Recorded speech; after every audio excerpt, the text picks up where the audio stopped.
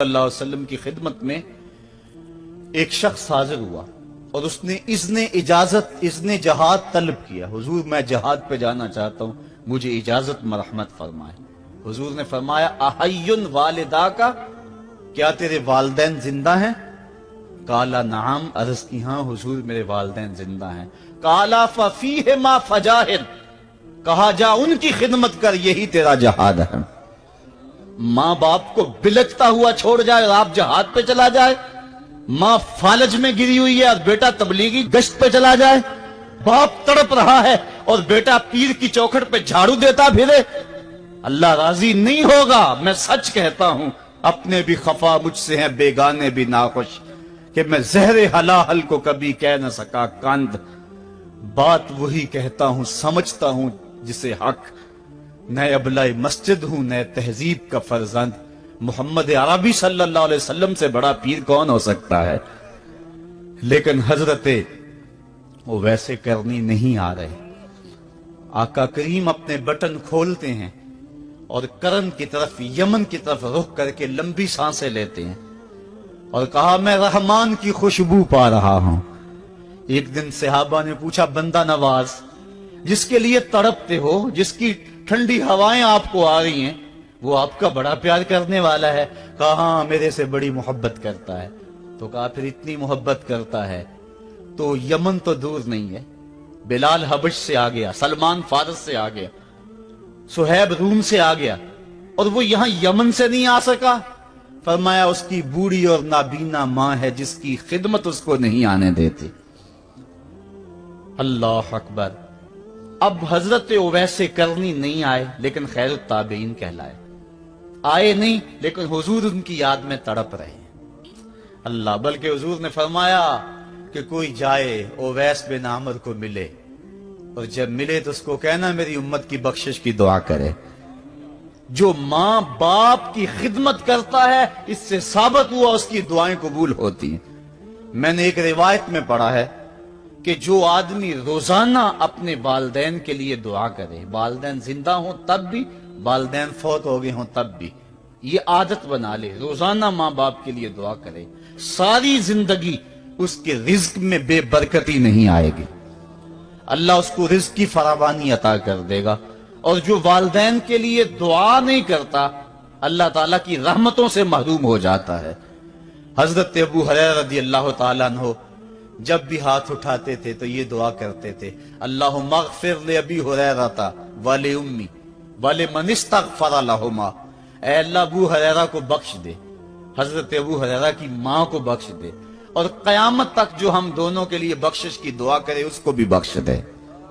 حضرت امام محمد بن سیرین ایک بزرگ ہوئے تابعی, جب بھی دعا کرتے تھے یہ دعا ضرور کرتے تھے, اے اللہ ابو ہریرہ کی بخشش کر دے. کسی نے کہا کہ تمہیں ابو ہریرہ رضی اللہ تعالیٰ نے ان کی ماں سے بڑی ہمدردی ہے. کہا ان سے جو ہمدردی ہونی ہے وہ تو ہونی ہے. انہوں نے کہا ہوا ہے اللہ ابو ہریرہ اور ان کی ماں کو بخش دے, جو ان کے لیے دعا کرے اس کو بھی بخش دے. تو میں دعا کر کے اپنی بخشش پکی کر رہا ہوں. تو والدین کے لیے دعا کرنا اللہ کی رحمت کو دعوت دینا ہے. تو فرمایا کہ جاؤ اویس بن عامر کو جانا اور جا کے اس کو میری امت کے لیے دعا کا کہنا. حضرت سیدنا عمر فاروق حضرت علی المرتضیٰ گئے, جا کے ڈھونڈا, تلاش کیا, اویس بن عامر ملے, حضور کا سلام کہا, بس پھوٹ پھوٹ کے رونے لگے. کہا بتاؤ میرے رسول کے لبوں پہ میرا نام کیسے آیا تھا؟ حضور میرا جب تذکرہ کرتے تھے کیسے کرتے تھے؟ یہ درد دیکھا تو بولے کہ کیا آپ اتنی محبت رکھتے ہیں تو پھر ملنے کیوں نہیں آئے حضور کو؟ اتنا جو پیار رکھتے ہیں تو زیارت کرنے کیوں نہیں آئے؟ تو حضرت اویس کرنی نے بات کے رخ کو بدلا. کہا تم نے میرے رسول کو دیکھا؟ تم نے میرے رسول کی زیارت کی ہے؟ کہا ہاں ہم تو صبح و شام وہاں رہے ہیں. کہا پھر بتاؤ حضور کے یہ ابرو جڑے ہوئے تھے یا کھلے ہوئے تھے؟ اب دونوں حیران ہو گئے. کہا تم نے تو دیکھا, میں نے تو دیکھا نہیں, تم بتاؤ نا. پھر میں تو گیا نہیں, مجھے کہتے ہو گیا نہیں, تم بتاؤ حضور کے ابرو جڑے ہوئے تھے یا کھلے ہوئے تھے؟ حیران ہیں. کہا حضور آپ ہی بتلائیے. کہا کوئی دور سے دیکھتا تو جڑے ہوئے نظر آتے, قریب آ کے دیکھتا تو کھلے ہوئے نظر آتے. یہ وہ ہے جو ماں کی خدمت کرتا رہا اور حضور کے دربار میں حاضر نہیں ہو سکا، لیکن حاضری اس کی تھی، وہ جہاں بھی تھا وہ نبی کے قرب میں تھا۔ تو اس لیے ماں باپ کی خدمت اتنا بڑا وظیفہ ہے۔ حضرت بایزید بستامی کہتے ہیں میں نے حق معاف کروا لی اپنی ماں سے، کہ ماں تیرے حق ادا کروں یا اللہ کے حق ادا کروں، تو مجھے اپنے حق معاف کر دے، میں اللہ سے اپنے حق معاف کروا لیتا ہوں، اپنی اللہ کو راضی کر لیتا ہوں۔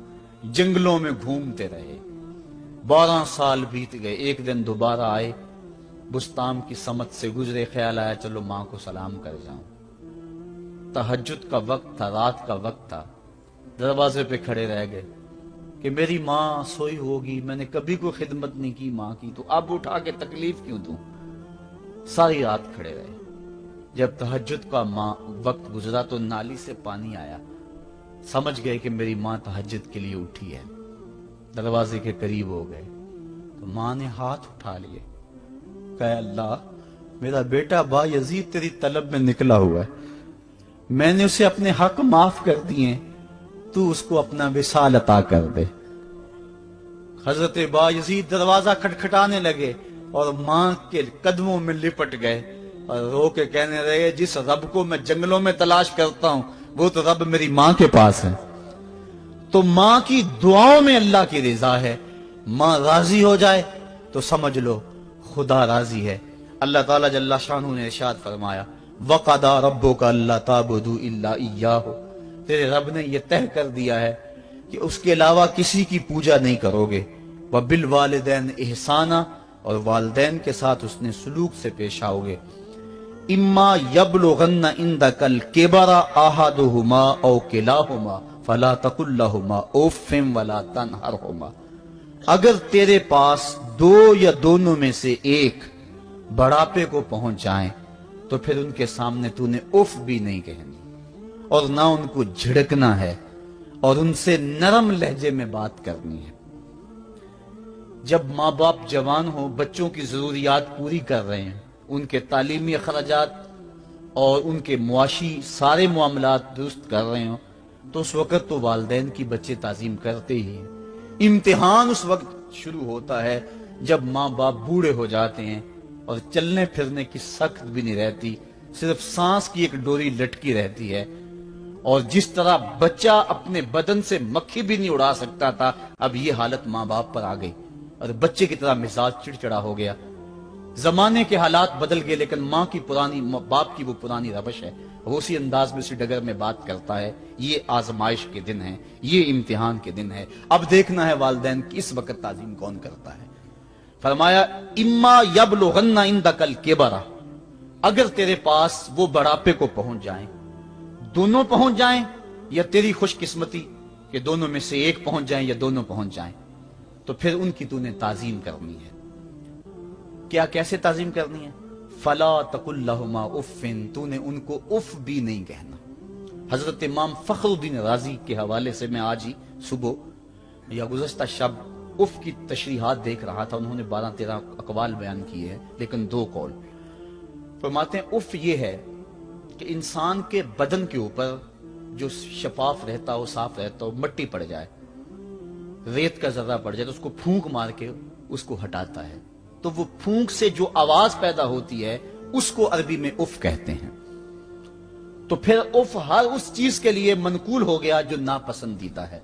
ایک تو قول یہ ہے کہ والدین کے سامنے اس احتیاط سے رہو۔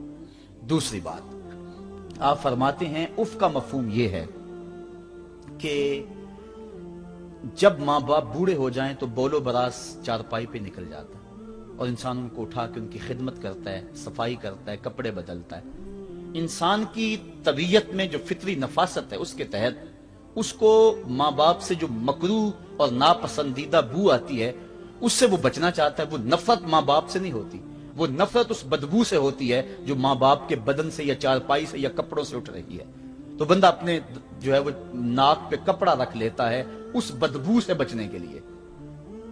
تو اف کے مفہوم کو بیان کرتے ہوئے حضرت امام رازی کہتے ہیں کہ انسان کو اس بات سے بھی روکا گیا ہے کہ تو اپنے ناک پہ کپڑا رکھ کے اگر ان کو صفائی کر رہا ہوگا تو ماں باپ کے نازک دل پہ کہیں یہ بوجھ نہ آ جائے کہ میرا بیٹا مجھ سے نفرت کر رہا ہے۔ اس لیے والدین کی تعظیم کا عالم یہ ہے کہ تو کھلے ناک سے ان کی خدمت کرے اور وہ بدبو سہتا رہے اور اپنے ناک کے اوپر کپڑا بھی نہ رکھے کہ تیرے ماں اور تیرے باپ کے دل کے اندر اتنا خلال اور ملال بھی پیدا نہ ہو۔ یہ ہے عف کا زمرہ۔ حضرت امام حسن رضی اللہ تعالیٰ عنہ نے ساری زندگی اپنی والدہ حضرت فاطمہ زہرا کے ساتھ بیٹھ کے کھانا نہیں کھایا تھا۔ ایک دن حضرت سیدہ فاطمہ نے فرمایا کہ بیٹا میرا جی چاہتا ہے کہ میرے ساتھ تم بیٹھ کے کھانا کھاؤ، لیکن تم نے کبھی بھی میرے ساتھ بیٹھ کے کھانا نہیں کھایا، کیا وجہ ہے اس کی؟ حضرت امام حسن فرمانے لگے، عرض کرنے لگے، امی میں اس ڈر سے آپ کے پاس بیٹھ کے کھانا نہیں کھاتا کہ کہیں کسی لقمے کی طرف آپ کی نظر بڑھ جائے اور میں عدم آگہی کی وجہ سے اپنے ہاتھ کو اس لقمے پہ ڈال لوں اور نہ جان سکوں کہ اس لقمے کو اٹھانے کا ارادہ میری ماں کے دل میں پیدا ہو چکا ہے اور میں اللہ کی رحمتوں سے محروم ہو جاؤں، اس ڈر سے میں آپ کے ساتھ بیٹھ کے کھانا نہیں کھایا کرتا۔ یعنی ماں باپ کی تعظیم کا عالم یہ ہے، اف تک نہ کہو۔